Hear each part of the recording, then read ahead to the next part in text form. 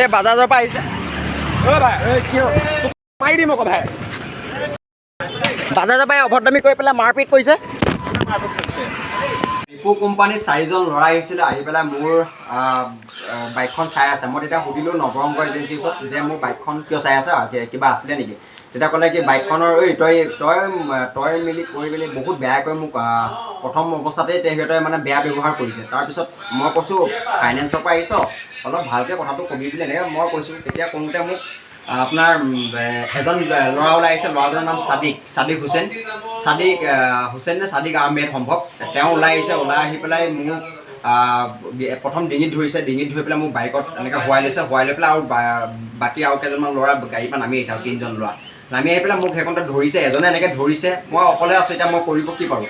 অকলে থাকোঁতে মোক এজনে ধৰিছে আৰু এজনে কৈছে তই বৰ বিভিন্ন ধৰণৰ কথাও কৈছে। এইবিলাক কথা মই ক'বলৈ এতিয়া সামাজিক মাধ্যমত বেয়া হৈছে।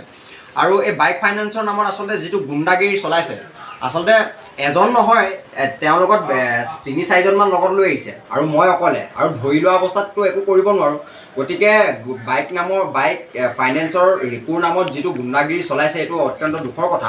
আৰু মই বুলিয়ে নহয়, লখিমপুৰৰ বিভিন্ন যিটো সময়ত অৰ্ডাৰ আছে যে বাইক ফাইনেন্সৰ কোনো কাৰণতে ইয়াতে টানি নিব নোৱাৰিব, সেইটো সময়তে কি কৰে, বাইক ফাইনেন্সৰ টানি লৈ গৈ পেলাই বাইকবিলাক টানি লৈ যায়, কিন্তু বাইকবিলাক বাজাৰ ডিলাৰ বা ডিলাৰসমূহত তেওঁলোকে নথয়। তেওঁলোকৰ ঘৰত যোনবিলাক ল'ৰাই টানি লৈ যায়, সেই বাইকসমূহ তেওঁলোকৰ ঘৰত থয়গৈ, আৰু ঘৰৰ পৰা কি কৰে 5,000-10,000 টকাত তেওঁলোকে বাইকবিলাক বেচি দিয়ে।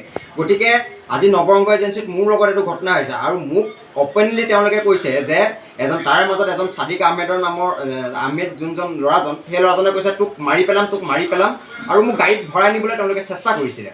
আৰু মই যেতিয়া যেনে তেনে মই সিহঁতক গতিয়াই মেলি মই যেনে তেনে বাচিছোঁ, আৰু বাচি পেলাই আজি মই এতিয়া আমি লখিমপুৰ অসমীয়া যুৱ মঞ্চ জিলা সমিতিয়ে সদৰ আৰক্ষী থানাত এখন এজাহাৰ দিছে, লখিমপুৰ আৰক্ষী অধীক্ষকৰ তাত এখন এজাহাৰ দিছে, অতি সোনকালে যাতে এই গুণ্ডাৰাজ চলোৱা এই গুণ্ডাকেইটাক, বাইক ফাইনেন্সৰ নামত দুখীয়া ৰাইজক হাৰাশাস্তি কৰাকেইটাক অতি সোনকালে বিহিত ব্যৱস্থা গ্ৰহণ কৰে।